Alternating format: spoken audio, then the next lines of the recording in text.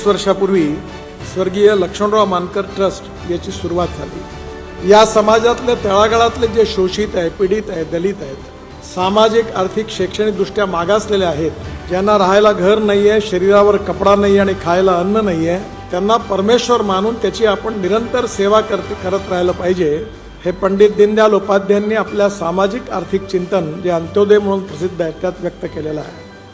आणि आज आता साक्षात मोहनजी उपस्थित आहेत आणि हे मुलं खरं म्हणजे हे शिक्षक म्हणजे व्रतस्थ कार्यकर्ते आहेत। हे बिचारे मेहनतीने सगळं काम करतात आणि त्यामुळे आता 1 लाख विद्यार्थी आणि 5,000 शिक्षक हे टार्गेट पूर्ण करण्याचं आव्हानही पण स्वीकारलं आहे। त्यामुळे येणाऱ्या काळामध्ये मला विश्वास आहे की हे कार्य आदिवासी समाजामध्ये असणारी जी परिस्थिती आहे ती बदलवल्याशिवाय राहणार नाही, पण हे काम करायला अजून अनेक वर्ष काम करावं लागेल आणि हे काम करत असताना पिढ्यानपिढ्या काम करावं लागेल, तेव्हा ही परिस्थिती बदलणार आहे। आज विशेषतः ज्यांना कर्मयोगी पुरस्कार मिळणार आहे त्यांना मी मनापासून शुभेच्छा देतो। देश बदलवायचा असेल तर मोजक्या कर्मयोगींच्या कार्यामुळे तो बदलणार नाही, तर आता कर्मयोगींचीही संख्या समाजात वाढवली पाहिजे, तेव्हाच आपण खऱ्या अर्थाने समाज बदलवू शकू।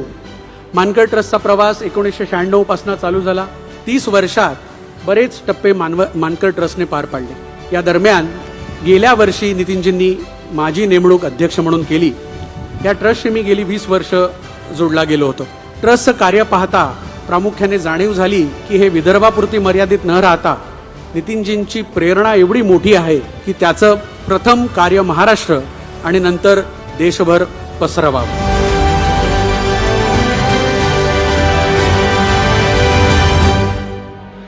खरं तर आपली संस्कृती धर्म ज्यांना आपण आज एका निर्णया प्रकारे विकसित झालेल्या आणि रूपात पाहतो, त्याचं मूळ कुठे आहे? त्याचं मूळ जंगलांमध्ये आणि शेतीमध्ये आहे।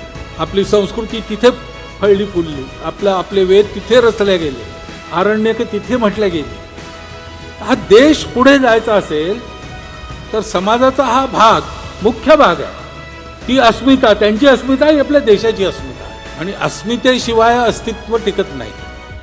आणि अगदी या भावाने हे असंच काम गेले कित्येक वर्ष मानकर ट्रस्ट करतो आहे। जसं पूर्वीपासून हे काम चालवत होतो प्रामाणिकपणे, निस्वार्थ बुद्धीने आणि तनमन धनपूर्वक, तसं हे काम पुढेही चालत राहिलं पाहिजे